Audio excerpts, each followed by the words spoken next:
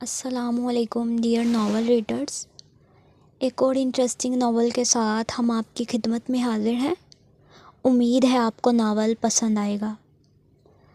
پچھلے 2 روز سے راستے بند تھے۔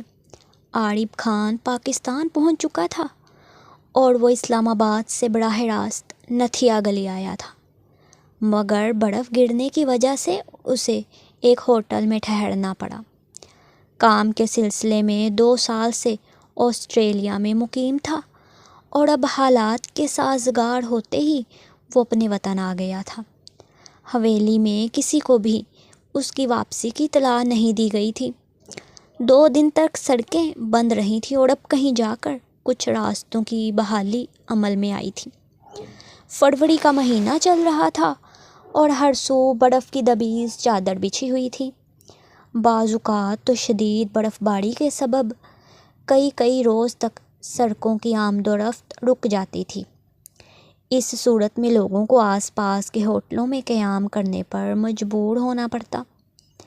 نتھیا گلی کی خوبصورتی ایسی دلکش تھی کہ اس کی مثال شاید ہی کہیں اور ملتی ہو۔ سخت ٹھنڈ اور برف کے باعث تمام سبزے نے ایک سفید لباس اوڑھ رکھا تھا۔ درختوں کے پتے برف کی تہ جم جانے سے سفید نظر آ رہے تھے۔ پہاڑوں پر اگی سبز گھاس بھی سفیدی کی چادر میں ملبوس تھی۔ اس نے 2 گھنٹے کا سفر تقریباً 3 گھنٹوں میں مکمل کیا تھا۔ عارف خان نے حویلی کے دروازے پر ہارن بجایا اور فوراً ہی چوکیدار نے دروازہ کھول دیا۔ اس نے تعظیمی انداز میں سر جھکایا اور دروازے سے ایک طرف ہٹ گیا۔ حویلی کے مرکزی دروازے کی ایک جانب ایک بڑی تختی نصب تھی جس پر جعلی حروف میں خانزادہ حویلی لکھا ہوا تھا، اور دروازے کی دوسری طرف اس رہائش گاہ کے تمام مرد افراد کے نام درج تھے۔ ہر سال حویلی کا ساز و سامان اور رنگ و روغن تبدیل کر دیا جاتا تھا۔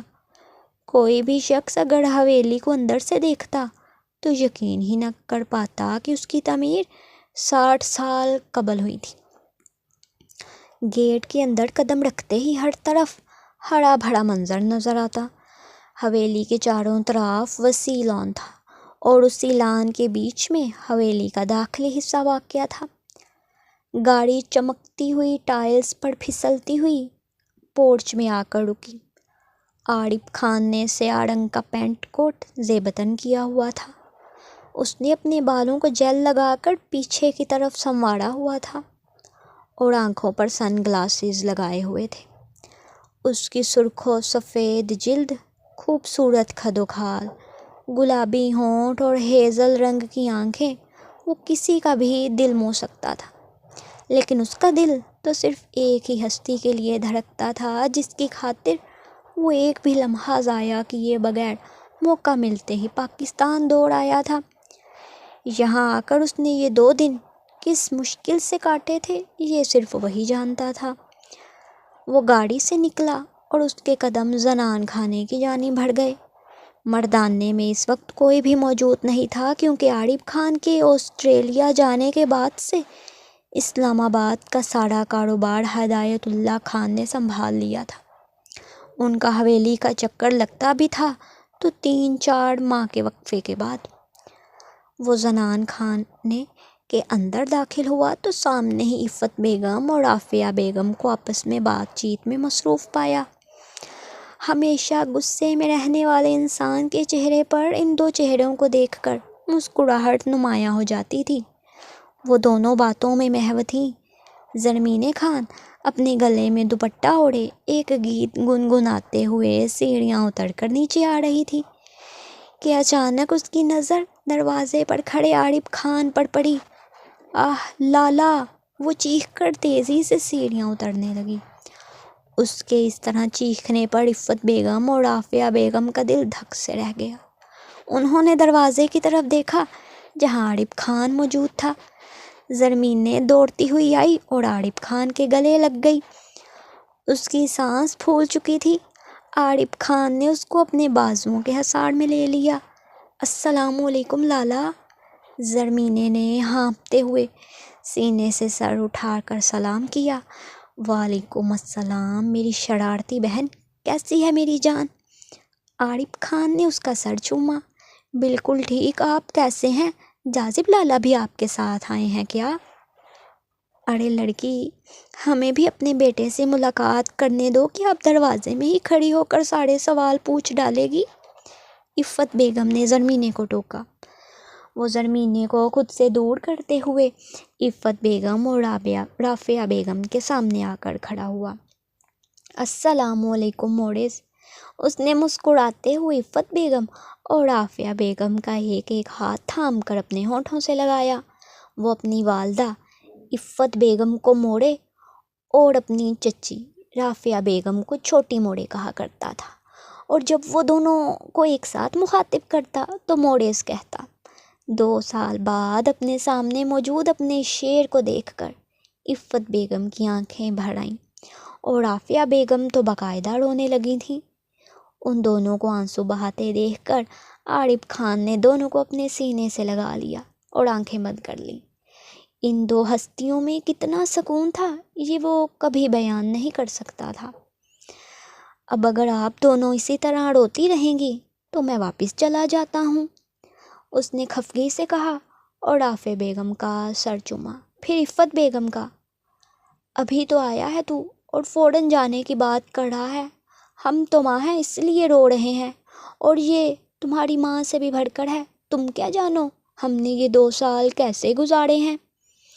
جاذب خان تو گھر کا راستہ ہی بھول گیا ہے، اور اب تم بھی جانے کا کہہ رہے ہو؟ ہم روئے نہیں تو اور کیا کریں؟ عفت بیگم نے روتے ہوئے شکایت کی۔ ارے میری پیاری موڑیز، میں اب کہیں نہیں جا رہا، اب میں کبھی آپ کو چھوڑ کر نہیں جاؤں گا، بس رونا بند کریں۔ وہ محبت سے بولتا ہوا انہیں صوفے پر بٹھا کر ان کے قدموں میں بیٹھ گیا۔ یہ 2 سال صرف آپ نے ہی مشکل سے نہیں گزارے، میں نے بھی بہت مشکل سے گزارے ہیں۔ آپ سب سے دور رہنا میرے بس میں بھی نہیں ہے۔ وہ دونوں اس کی طرف دیکھتے ہوئے روئے جا رہی تھی، اور ان دونوں کو روتا دیکھ کر باورچی خانے کے دروازے پر کھڑی ملازماؤں کی آنکھیں بھی نم تھیں۔ زرمینے نے آگے بڑھ کر صوفے کی پشت پر کھڑے ہوتے ہوئے عفت بیگم اور رافعہ بیگم کو سینے سے لگا لیا۔ بس کریں آپ دونوں، اب مجھے بھی رلانا ہے کیا؟ زرمینے نے نم آواز میں کہا۔ ہم نہیں رو رہے، یہ ہمیں رلا رہا ہے۔ ہم نے کتنی بار کہا ایک بار آ کر مل جائے، پر یہ نہیں آیا۔ عفت بیگم نے شکوہ کرتے ہوئے منہ موڑ لیا، جس پر عارف خان ایک لمبا سانس بھر کر رہ گیا۔ چھوٹی موڑے، آپ کوئی شکایت نہیں کریں گی؟ عارف نے رافعہ بیگم کا ہاتھ پکڑ کر اپنے ہونٹوں سے لگایا۔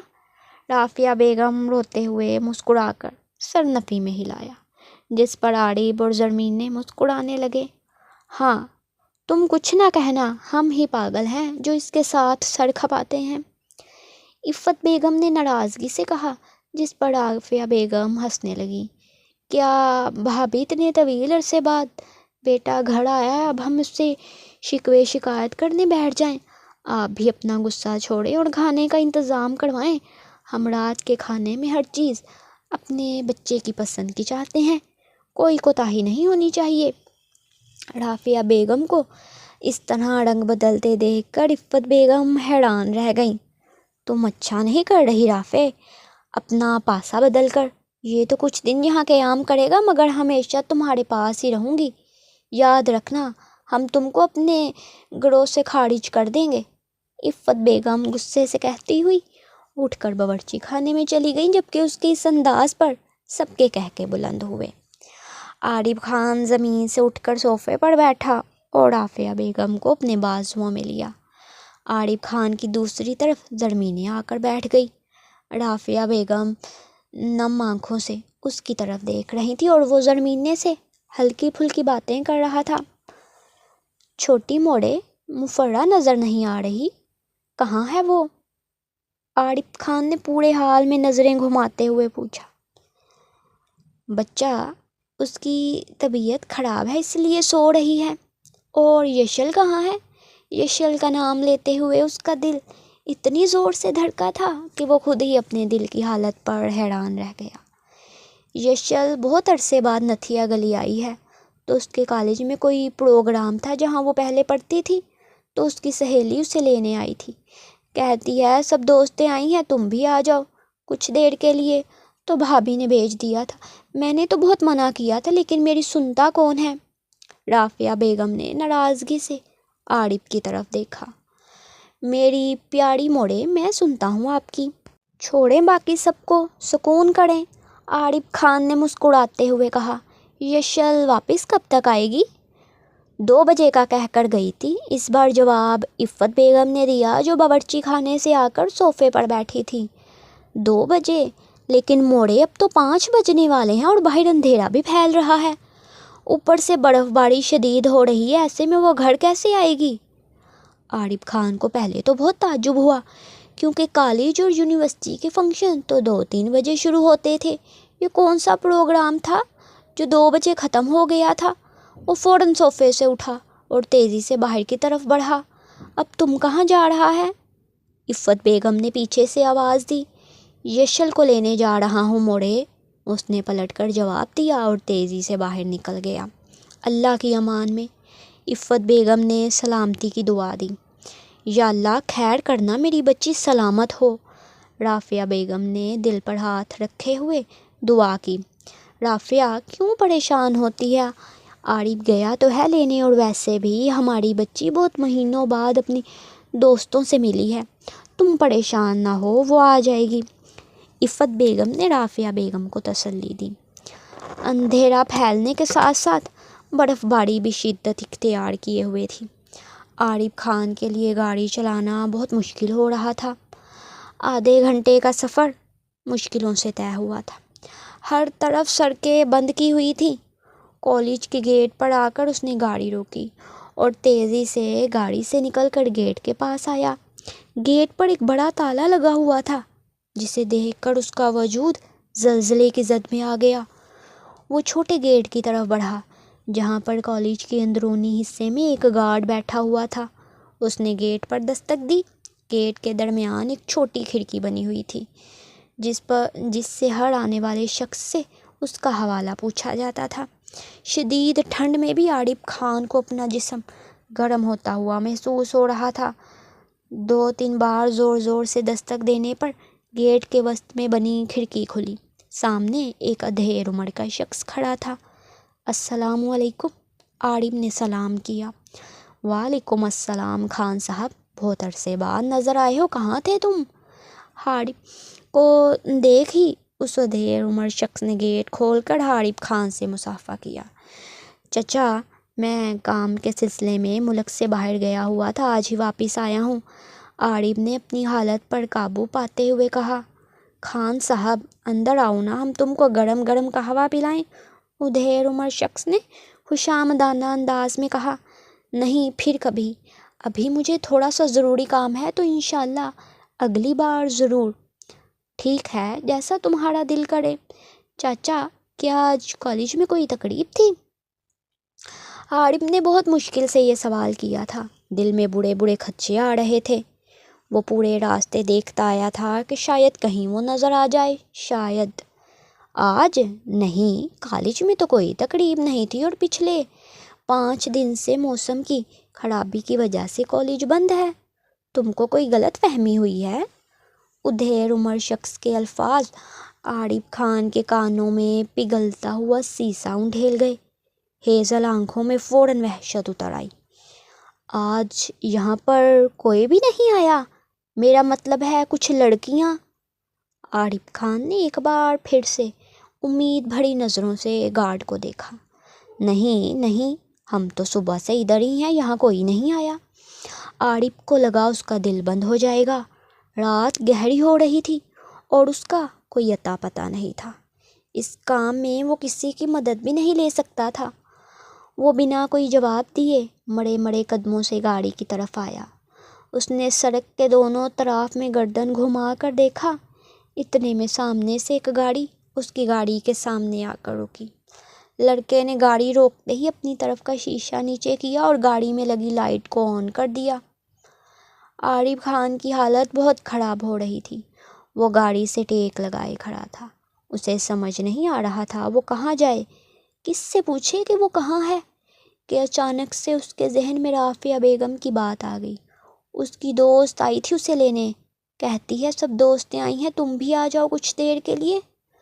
اس نے جلدی سے پلٹ کر گاڑی کا دروازہ کھولنے کے لیے ہینڈل پر ہاتھ رکھا ہی تھا کہ سامنے کھڑی گاڑی میں بیٹھے وجود پر اس کی نظریں پڑیں۔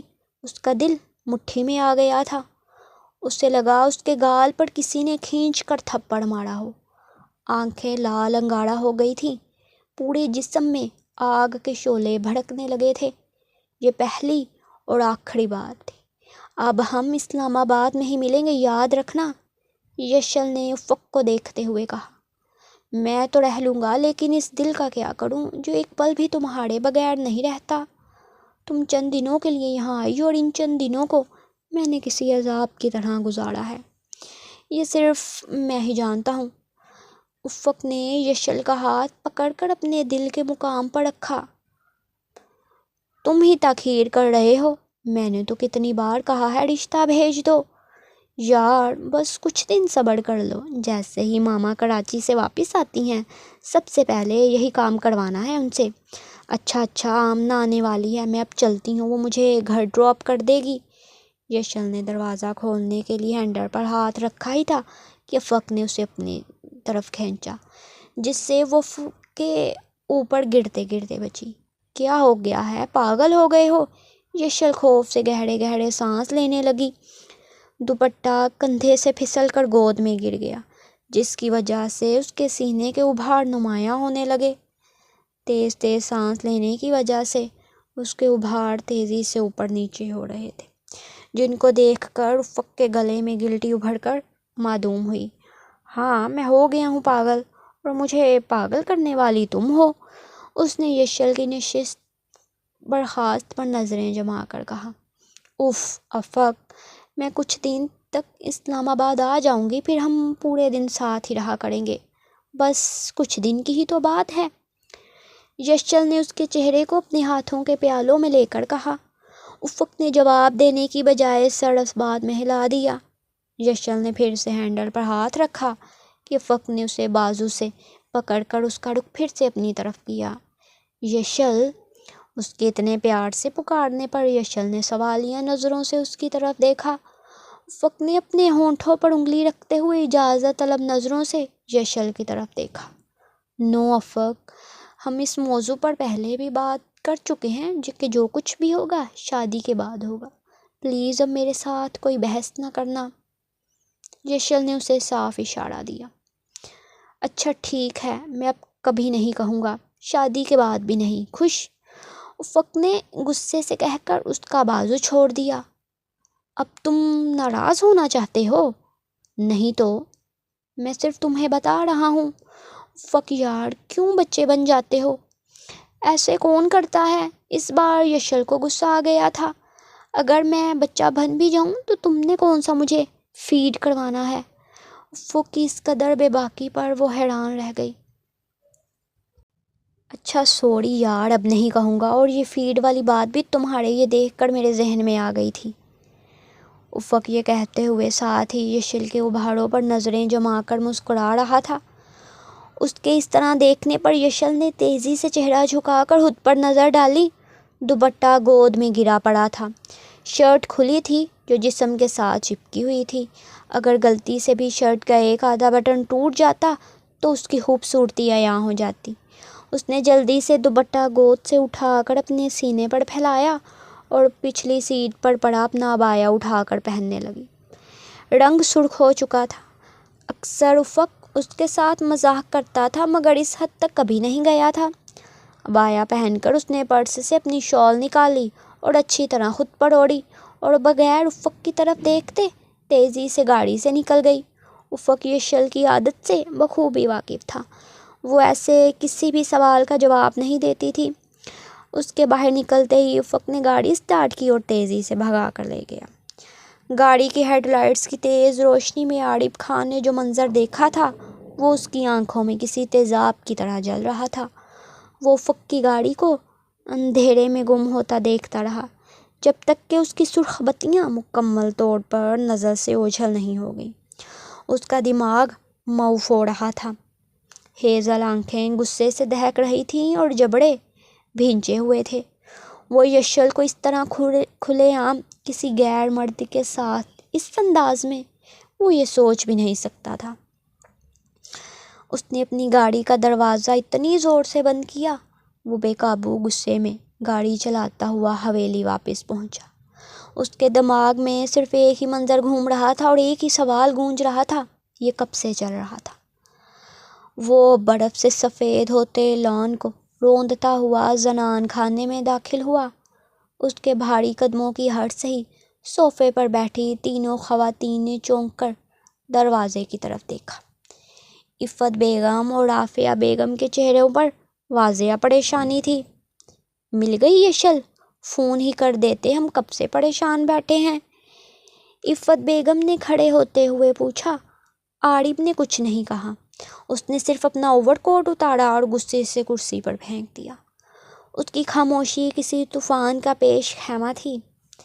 لالا آپ ٹھیک تو ہیں؟ یشل کہاں ہے؟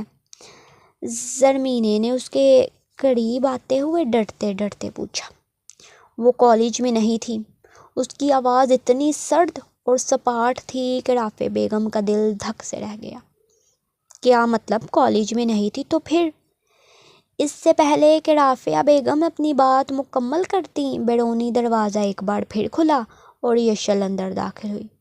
وہ ٹھنڈ سے کانپ رہی تھی، اس کی ناک اور گال سرخ ہو رہے تھے۔ اس نے اپنے ہاتھ آپس میں رگڑتے ہوئے کہا، اوفو آج تو بھر قیامت کی سردی ہے، برف باری بھی تیز ہو گئی ہے۔ اس کی نظر سامنے صوفے پر بیٹھی اپنی ماں اور تائی پر پڑی اور پھر عارف خان پر۔ عارف خان جو بھی چند لمحے پہلے تک غصے کی آگ میں جل رہا تھا، اسے دیکھتے ہی مکمل طور پر پرسکون ہو گیا۔ وہ آہستہ سے اپنی جگہ سے اٹھا اور اس کی طرف بڑھا۔ کہاں تھی تم؟ اس کی آواز میں کوئی جذبات نہیں تھے، مگر اس کی آنکھوں میں جلتے انگارے یشل کو خوف زدہ کرنے کے لیے کافی تھے۔ یشل اس غیر متوقع سوال پر بوکھلا گئی۔ وہ میں نے بتایا تو تھا چھوٹی موڑے کو، میں اپنی سہیلیوں کے ساتھ تھی۔ جھوٹ! عارف اس کے بالکل سامنے آ کر رکا تھا۔ اس کا لمبا قد یشل پر حاوی ہو رہا تھا۔ کالج پچھلے 5 دنوں سے برف باری کی وجہ سے بند ہے۔ پورے حال میں موت کا سناٹا چھا گیا۔ زرمینے نے ڈر کر عفت بیگم کا ہاتھ پکڑ لیا۔ رافعہ بیگم کا چہرہ فک ہو گیا۔ تم ہوتے کون ہو مجھ سے یہ سب پوچھنے والے؟ یشل نے اپنی آواز میں ہمت پیدا کرنے کی کوشش کی، مگر وہ کانپ رہی تھی۔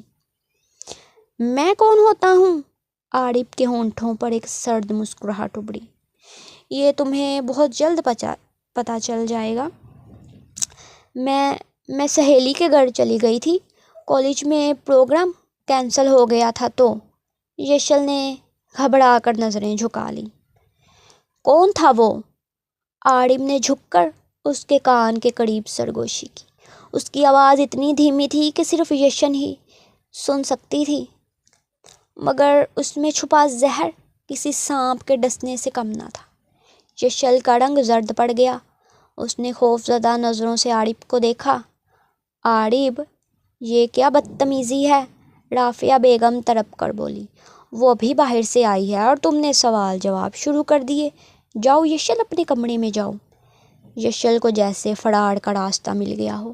وہ ایک لمحہ ضائع کیے بغیر تیزی سے سیڑھیاں چڑھ گئی۔ اس نے ایک بار بھی مڑ کر نہیں دیکھا، مگر اسے اپنی پشت پر عارف کی جلاتی ہوئی نظریں واضح محسوس ہو رہی تھیں۔ یہ ٹھیک نہیں کیا تم نے عارف، عفت بیگم نے سخت لہجے میں کہا۔ عارف نے کوئی جواب نہیں دیا، وہ بس سیڑھیوں کی طرف دیکھتا رہا جہاں سے وہ بھی غائب ہوئی تھی۔ رات کے کھانے پر ملتے ہیں موڈیز، یہ کہہ کر وہ مردانے کی طرف بڑھ گیا۔ اس رات یشل کھانے پر آئی ہی نہیں۔ رافعہ بیگم نے بہانہ کیا کہ اس کی طبیعت خراب ہے، مگر سب جانتے تھے کہ اصل وجہ عارف کا خوف تھا۔ ناشتے کی میز پر سب موجود تھے، ماحول میں اب بھی رات والی کشیدگی باقی تھی۔ زرمینے سب کو ہنسانے کی ناکام کوشش کر رہی تھی۔ یشل نے بمشکل ایک ٹوسٹ اٹھایا تھا۔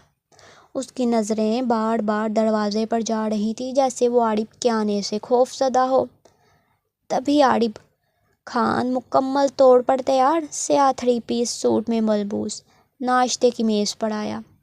اس نے آتے ہی عفت بیگم اور رافعہ بیگم کو سلام کیا اور اپنی کرسی پر بیٹھ گیا۔ اس کا چہرہ بالکل پرسکون تھا، جیسے رات کو کچھ ہوا ہی نہ ہو۔ اس نے سر اٹھا کر ایک نظر یشل کو دیکھا، جو اس کی نظروں کی تاب نہ لا کر فوراً اپنی پلیٹ میں دیکھنے لگی۔ موڈیس، عارف نے چائے کا کپ اٹھاتے ہوئے عفت بیگم کو مخاطب کیا۔ جی بیٹا، میں یہاں زیادہ دن نہیں رک سکتا، اسلام آباد میں بہت کام رکا ہوا ہے، اس لیے میں چاہتا ہوں کہ جانے سے پہلے میرا ایک ضروری کام مکمل ہو جائے۔ کیسا کام بیٹا؟ رافعہ بیگم نے پوچھا۔ عارف نے چائے کا گھونٹ بھرا اور کپ واپس پلیٹ میں رکھا۔ اس کی آواز پورے ڈائننگ ہال میں گونجی۔ میں چاہتا ہوں کہ میری رخصتی کر دی جائے۔ میز پر مکمل خاموشی چھا گئی۔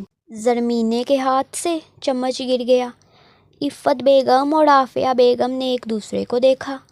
ان کے چہروں پر حیرت نہیں بلکہ ایک عجیب سی سنجیدگی تھی۔ صرف یشل تھی جو کچھ سمجھ نہیں پائی تھی۔ اس نے گھبرا کر اپنی ماں کی طرف دیکھا۔ رخصتی؟ کس کی رخصتی؟ اس نے کانپتی آواز میں کہا۔ کہیں زرمینے کا رشتہ؟ عارف خان نے دھیرے سے اپنا سر اس کی طرف موڑا۔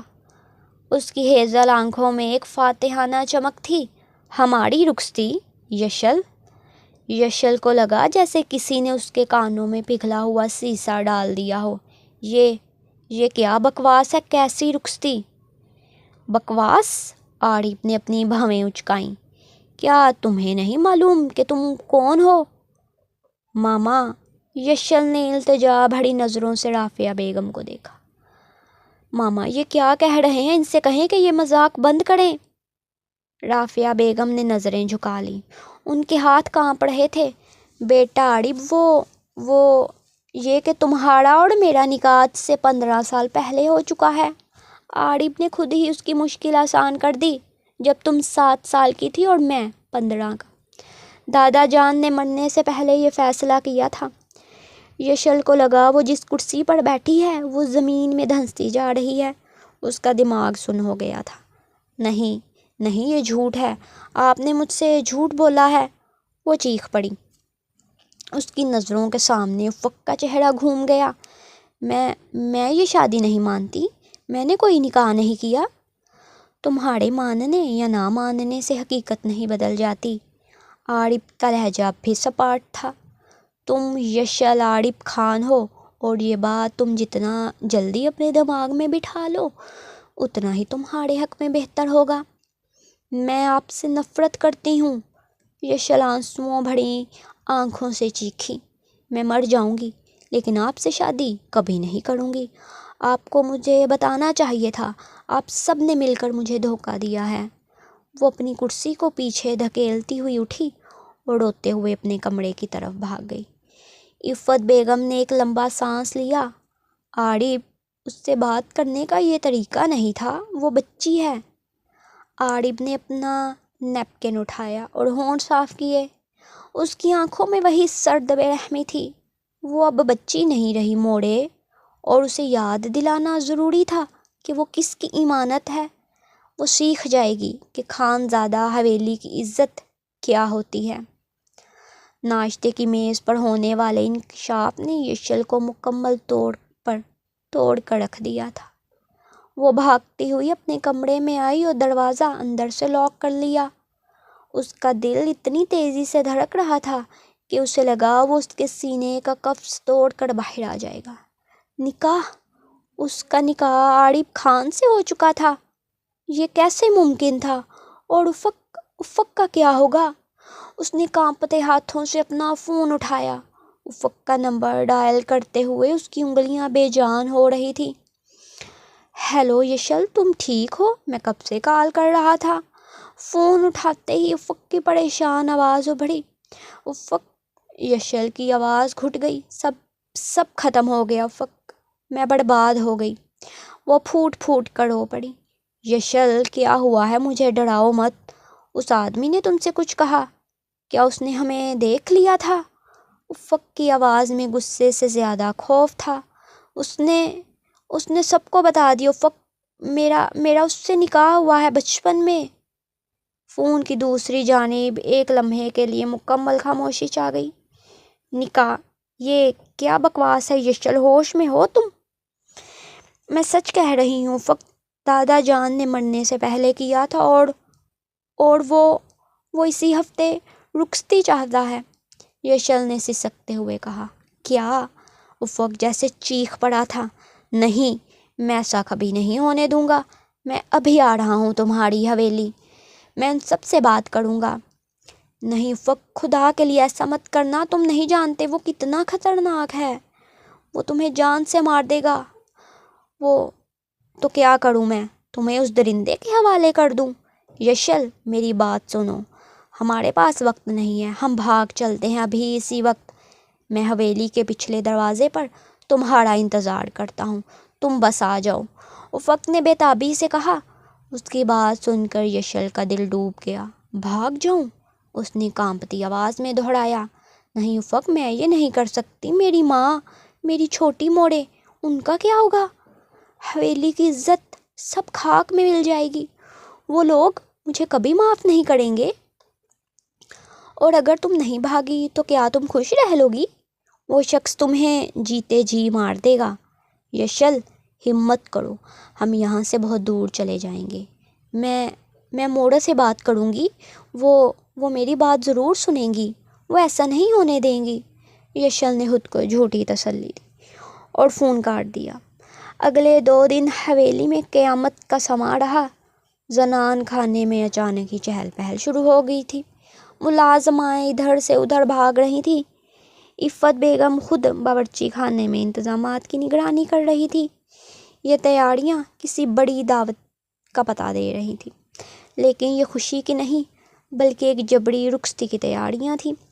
یشل جو اپنے کمرے میں قید تھی، باہر کی آہٹ سن کر ہمت کر کے نیچے آئی۔ حال میں رافعہ بیگم اور عفت بیگم صوفے پر بیٹھی ملازماؤں کو ہدایات دے رہی تھیں۔ موڑے، چھوٹی موڑے، یشل بھاگتی ان کے قدموں میں جا بیٹھی۔ اس کی آنکھیں رو رو کر سوج گئی تھیں۔ یہ سب کیا ہو رہا ہے؟ آپ لوگ سچ میں یہ ہونے دے رہے ہیں؟ اس نے التجا بھری نظروں سے رافعہ بیگم کو دیکھا۔ رافعہ بیگم نے روتے ہوئے اسے اٹھا کر سینے سے لگایا۔ میری بچی، کیا ہو گیا ہے تجھے؟ عارف بہت اچھا ہے، تمہیں خوش رکھے گا۔ حویلی کے فیصلے مرد کرتے ہیں۔ کیسے فیصلے جس میں میری مرضی ہی شامل نہیں؟ یشل نے چیخ کر کہا۔ موڑے، آپ تو بڑی ہیں، آپ ہی عفت بیگم کو سمجھائیں، میں نہیں رہ سکتی اس کے ساتھ، میں مر جاؤں گی، میں نے کوئی نکاح نہیں مانا۔ عفت بیگم جو اب تک خاموش بیٹھی تھی، سرد لہجے میں کہا۔ آواز نیچی رکھو یشل اور ہوش سے کام لو، عارف نے کچھ غلط نہیں کہا، تم اس کی بیاہتا ہو، یہ اس کا حق ہے، اور تمہاری کل رخصتی ہے، بہتر ہے کہ اب تم اسے قبول کر لو۔ کل؟ یشل کو لگا جیسے کسی نے اس کے پاؤں تلے سے زمین کھینچ لی ہو۔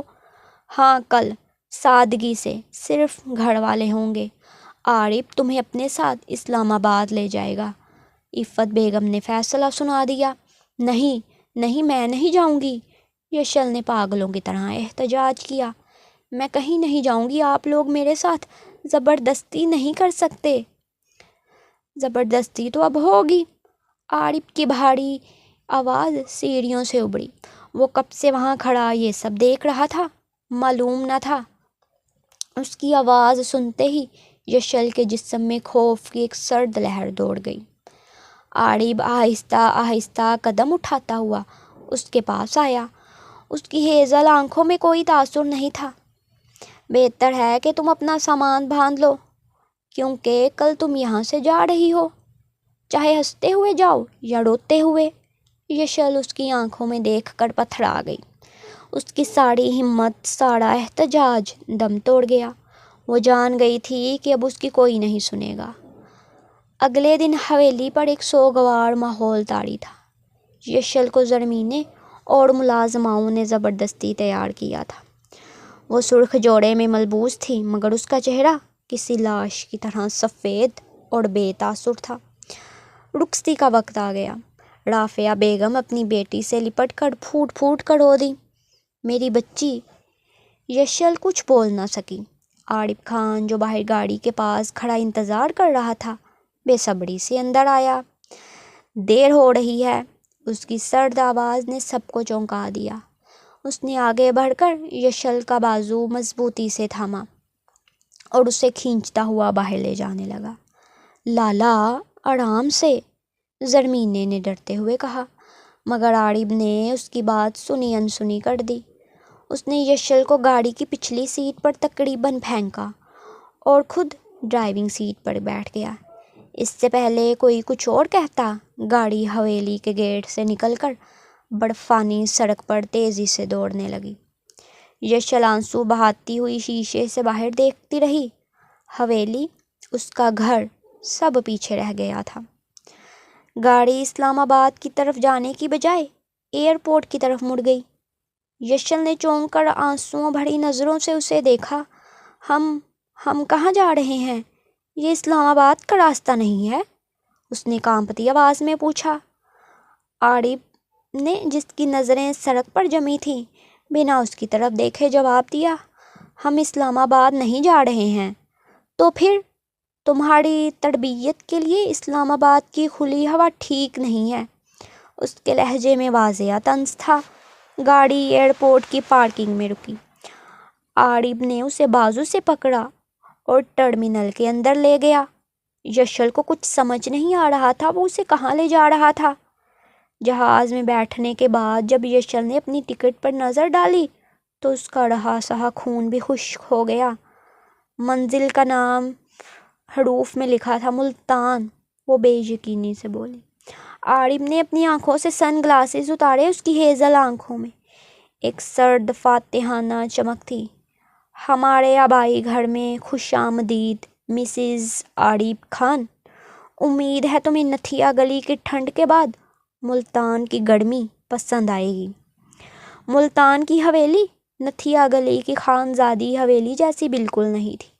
اس کی اونچی دیواریں تھیں اور ایک وسیع خشک صحن جہاں کبھی رونق ہوتی ہوگی، مگر اب وہاں صرف ہو کا عالم تھا۔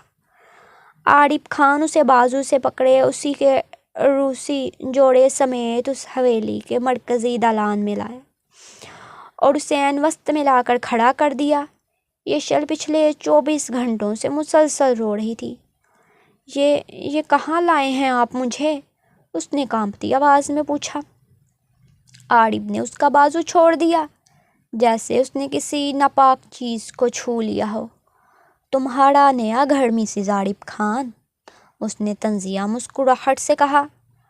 وہ آگے بڑھا اور دالان میں رکھے ایک پرانے فون کا ریسیور اٹھایا۔ یشل کی نظر اپنے فون کی طرف گئی جو عارف کی جیب میں تھا۔ یہ فون صرف میری اجازت سے استعمال ہوگا، اس نے ریسیور واپس رکھتے ہوئے کہا۔ اس حویلی کے گیٹ سے باہر قدم میری اجازت کے بغیر نہیں نکلے گا اور تمہاری آواز مجھے اس کمرے کے باہر سنائی نہ دے۔ اس نے ایک پرانے تاریک کمرے کی طرف اشارہ کیا۔ آپ میرے ساتھ ایسا نہیں کر سکتے عارف، خدا کے لیے میں نے کیا؟ تم نے پوچھا تھا نا میں کون ہوتا ہوں؟ عارف نے جھک کر اس کے چہرے کے قریب سرگوشی کی۔ اس کی ہیزل آنکھوں میں وحشت تھی۔ اب ان دیواروں سے پوچھنا، یہ تمہیں بتائیں گی کہ میں کون ہوں۔ وہ اسے وہیں چھوڑ کر سیڑھیاں چڑھ کر اوپر چلا گیا۔ یشل اس بھاری جوڑے میں اجنبی حویلی کے ٹھنڈے فرش پر گر کر پھوٹ پھوٹ کر رو پڑی۔ پہلے چند دن جہنم سے کم نہ تھے۔ عارف اس سے بات کرنا مکمل طور پر چھوڑ دیا۔ وہ حویلی میں موجود تھا، اس کی آہٹ آتی تھی، مگر وہ یشل کے سامنے نہیں آتا تھا۔ ملازمائیں دن میں 3 بار اس کے کمرے کے باہر کھانا رکھ جاتی، مگر ان کو بھی یشل سے بات کرنے کی سخت ممانعت تھی۔ وہ ایک زندہ لاش بن گئی تھی۔ اس نے دروازے پیٹے، وہ چیخی، اس نے منتیں کی۔ आरिफ, खुदा के लिए मुझसे बात करें, मेरी गलती क्या थी मुझे बता दें, मुझ पर ये जुल्म मत करें। वो एक शाम दालान में उसके कदमों में गिर गई। आरिफ जो काम से वापस आया था, एक लम्हे के लिए रुका। उसने नीचे फर्श पर पड़ी यशल को देखा, जिसका चेहरा आंसुओं और धूल से अटा हुआ था। जुल्म? वो कई दिनों बाद पहली बार बोला था। जुल्म तो तुमने मेरे साथ किया है, मेरी मोहब्बत के साथ किया है। कैसी मोहब्बत? आपने तो कभी। मैंने कभी कहा नहीं। इसका मतलब ये नहीं कि वो थी नहीं। वो धारा, जिस दिन तुम पैदा हुई थी ना, उस दिन दादा जान ने तुम्हें मेरे नाम कर दिया था। मैं जब भी नतिया गली आता था, सिर्फ तुम्हारी एक झलक देखने, और तुम किसी गैर मर्द की बाहों में, उसकी गाड़ी में। नहीं, यशल ने चीख कर कानों पर हाथ रख लिए। ऐसा कुछ नहीं था जैसा आप सोच रहे हैं। वो सिर्फ, मुझे सफाई नहीं चाहिए, आरिफ ने बेरहमी से कहा। मुझे सिर्फ तुम्हारी फर्मा बरदारी चाहिए। तुम यहाँ रहोगी इस कैद में जब तक तुम्हारी रूह से उसकी मोहब्बत का आखिरी ज़र्रा भी नहीं निकल जाता। हफ्ते महीनों में बदलने लगे। यशल ने एहतजाज करना छोड़ दिया, उसने रोना छोड़ दिया। उसकी आंखों में एक मुस्तकिल खालीपन ठहर गया था। वो समझ गई थी कि आरिफ खान का इश्क इश्क नहीं, जुनून था। एक ऐसा जुनून जो सिर्फ तबाही लाता था। एक दोपहर वो हिम्मत करके उसके स्टडी रूम में गई। वो फाइलों में घिरा बैठा था। मुझे अपनी मोड़े से बात करनी है, उसने धीमी टूटी हुई आवाज़ में कहा। आरिफ ने सर उठाए बगैर कहा, क्यों? उन्हें बताना है कि उनकी बेटी ने उनकी इज्जत पर कैसा दाग लगाया। खुदा के लिए, यशल उसके कदमों में बैठ गई। मैं आपसे माफ़ी मांगती हूँ, अपने हर गुनाह की, अपनी हर गलती की। मुझे माफ़ कर दें, मैं मर जाऊँगी इस घुटन में। आरिफ ने कुर्सी घुमाई और उसके सामने दोजानो हो बैठा। उसने यशल की थोड़ी पकड़कर उसका चेहरा ऊपर उठाया। तुम मुफ्त के लिए मुझसे माफ़ी मांग रही हो? यशल ने आंसुओं भरी आंखों से इस बात में सर हिलाया। आरिफ के होंठों पर एक खौफनाक मुस्कुराहट उभरी। बहुत देर कर दी तुमने। मतलब ये कि जिस उफ़्क़ के लिए तुम आज भी रो रही हो, वो इस काबिल ही नहीं रहा कि तुम उसके लिए रो सको। यशल का दिल डूब गया। क्या किया आपने उसके साथ? ज़्यादा कुछ नहीं, आरिफ ने लापरवाही से कंधे उचकाए। उसके बाप का जो थोड़ा बहुत कारोबार था, वो ख़त्म करवा दिया। उन पर फ्रॉड के कुछ केसेस बनवा दिए, उनका घर तक बिक गया। मैंने सुना है आखिरी बार उसे नथिया गली के अड्डे पर मजदूरी करते देखा गया था। अब मालूम नहीं वो लोग कहाँ हैं, जिंदा भी हैं या। आप इतने जालिम कैसे हो सकते हैं? यशल ने वहशत से उसे देखा। उसने तो आपका कुछ नहीं बिगाड़ा था, उसने मेरी चीज़ को छुआ था, आरिफ ने यशल के गाल पर उंगली फेरते हुए कहा। और आरिफ खान अपनी चीज़ों के मामले में बहुत हसास है। यशल ने झटके से उसका हाथ दूर हटाया। ये पहली बार था कि उसकी आंखों में खौफ की जगह नफरत थी। उस दिन यशल के अंदर का आखिरी डर भी मर गया। उसने जान लिया था कि अब रिहाई मुमकिन नहीं। मुल्तान की इस हवेली में 5 साल गुजर गए। उन 5 सालों में आरिफ ने यशल को एक बार भी हाथ नहीं लगाया। वो एक ही छत के नीचे रहने वाले 2 अजनबी थे। यशल अब वो शोखो चंचल लड़की नहीं रही थी। वो एक पुख्ता, खामोश, तबाह और उदास औरत बन चुकी थी। आरिफ खान भी बदल गया था। उसके बालों में चांदी उतरने लगी थी।